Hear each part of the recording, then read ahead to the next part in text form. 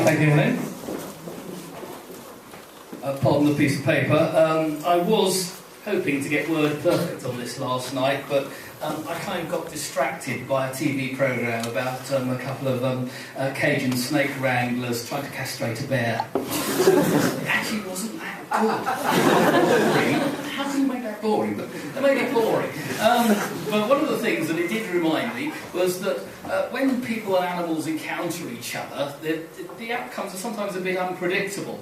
And one of the things that used to happen to me when I worked in museums was I would pick up the inquiries from the public. And sometimes they'd be predictable. About once a week you get somebody ringing up or turning up with a thing in a box and going, "Whoa! I found this amazing prehistoric insect, I've never seen it before! What is it?" It's Cyania. It's a big dragonfly. Normally you get them near ponds and rivers. Most people don't get them in their back garden. When they get them in the back garden they freak out. So, at least once a week in the summer. Sometimes you get rather more unusual people turning up. How many of you have seen Scanner Darkly or read the Philip K. Dick book? Yeah? Anybody? A bit at the beginning with the guy in the shower scrubbing himself and his dog to get rid of all the insects. It happens. Delusory parasitosis. They had a few people turn up. It was very specific, this affliction. People believe that they're being eaten alive by little tiny black and white insects, and they turn up with a collection of sort of donkeys wearing straw hats and tubes of toothpaste and cuckoo clocks and clothes with all the seams ripped open. And they go, see, they're in there! And he goes, right, okay. We'll take a look. And can you give me your doctor's number? Because you might also need some treatment. Yeah. But sometimes they were utterly unique.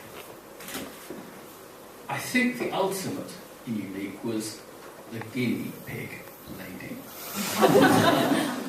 I first came across the Guinea Pig Lady when she phoned up and one of my colleagues picked up the phone, and for about half an hour he was sitting there talking to her. Mostly he was saying things like, yes, no, maybe, yeah, and sliding gradually down off his chair under his desk with his hand over his eyes.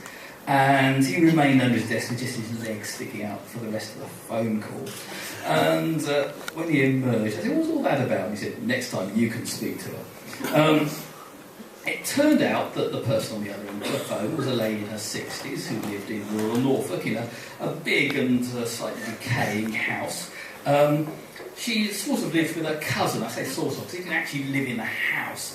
He lived at the bottom of the garden in a caravan. He had some mental health issues and refused to wash. He was allowed in the house for this reason. But what was in the house was about 60 guinea pigs. And they were kind of living in this guinea pig empire in the sitting room. There were cages stacked right up the walls, they were all connected with walkways and things like that. They were down to the floor and then more walkways that led to a big cat flap that went outside. And the garden was laced with all these runs where they could trundle around outside without ever being at risk of being attacked by foxes or hawks or something like that. It was quite a work of engineering, this. These guinea pigs lived in luxury in the house whilst the couple garden. Anyway, this woman and her cousin, they really liked animals and they liked to look after the animals in their immediate environment. And the phone call that I witnessed was about a hedgehog. And this hedgehog had been something that they'd been caring for all winter, and they'd been very diligent. They'd rung up the museum for advice on how to care for your hedgehogs. And they were told, well, don't give them bread and milk because that makes them bloaty and it's not good for them. Give them cat food. So they've been diligently buying cans of cat food and putting it out for the hedgehog every night for the winter. It was spring now, it was getting lighter, so she could see the hedgehog when it turned up, and she was worried about it because when she saw the hedgehog, well, it was bald, didn't have any spines. Even worse, it was sort of scaly looking naked bit trailing behind him. He was wondering if he hurt himself, his intestines were hanging out. So what shapes his head was one of the questions. What am I pointing? Yeah, I think you're feeding a rat. You're fattening up this massive rat with cat food. Well, we didn't hear from her for a few weeks after that.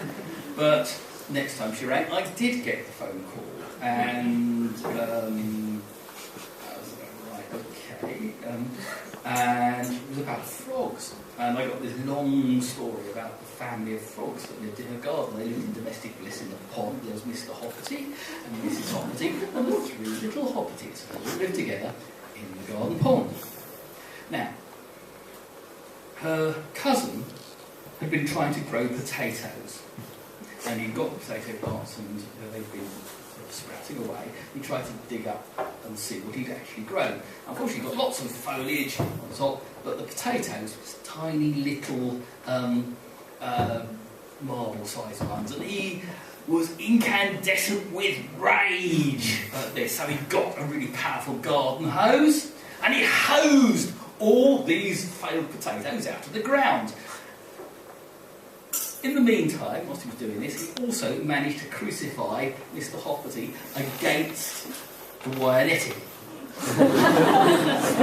and sort of pummeled him with high velocity water. Apparently, after this, the aforementioned frog sat looking dazed on the edge of the pond for about 2 days, then vanished. When he returned several days later, he had shrunk. And she was very worried because she thought her cousin had done something terrible to this frog and caused it to shrink. Okay, well, keep an eye on it, just watch out for him and see if he comes back and if he's still shrinking or whether he's just mistaking for one of the little ones, isn't he? But anyway, a few days later, now he's shrunk and smaller, he's getting smaller. Right, okay, just keep watching. I thought she must get bored. No, every few days, he's getting smaller. Okay, so we eventually decided, okay, it's walking off our back, so we'll go out, pick this damn frog up and rehome it somewhere. So we go out, I get properly introduced to the amazing Guinea Pig Empire, and we scoop up the shrinking frog and say, yes, well, don't worry, we'll look after it. We just take it and chuck it in the next pond. So, yeah, obviously, it's not killing the damn thing. But, you know, a lot of what I did in museums involved collecting animals in one way or another. And you can find out some extraordinary things through this. For example, one of the things I now know is how long it takes the children of Leicestershire to stroke a badger bald. 6 months.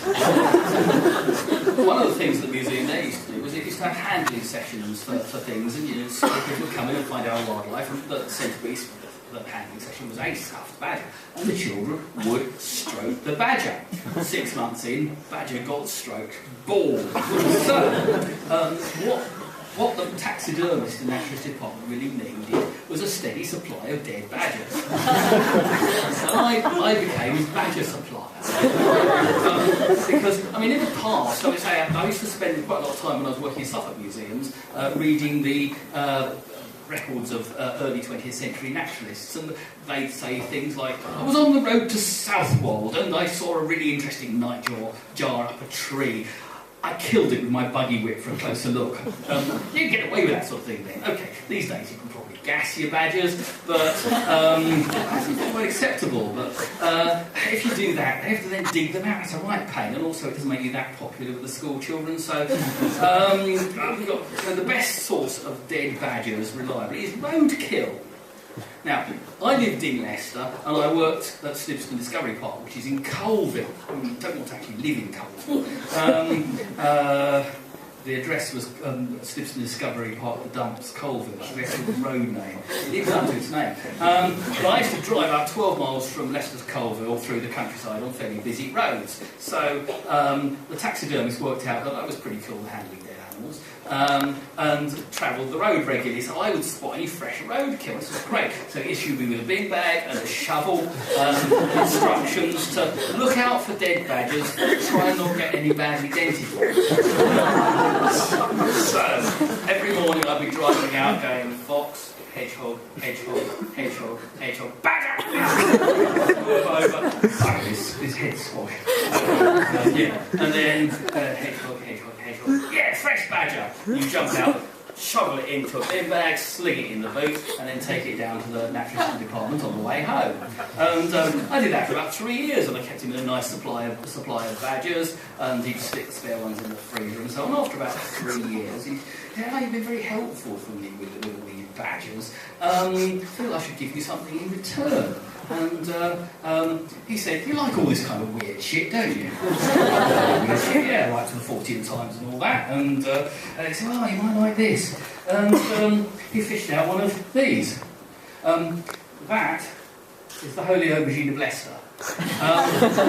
In about 1990, there was a Holy Aubergine flap among the Islamic community in Leicester. Everybody was cutting aubergines in half and finding the name of Allah in the middle. There it is. And the museum, being a civic-minded institution, offered to freeze dry any aubergines that anybody wanted to keep. And so loads of people bought their aubergines in, they freeze dried them and gave them back. Few people didn't actually collect their aubergines, and so he had this cupboard containing miraculous aubergines. So I've got holy aubergines. One of the amazing things about it, I later found out, was it's not unique at all. It's not a miracle, or maybe not. If you get the right kind of aubergine and cut them the right way, they've all got the name of Allah in them. Actually, I'm not sure. To be honest, whether it's more miraculous that one or two aubergines have got the name of Allah written in the middle, or they all have. There was also about a milk-drinking statue a few years later, but that's another story altogether. But yeah, that was my ultimate reward for my career as a badger roadkill collector. Well, they came to, they found a good use. They were their afterlife was educational, and you could ask more really. There are worse things that can happen to a dead badger than being stroked bald by the children of Leicestershire.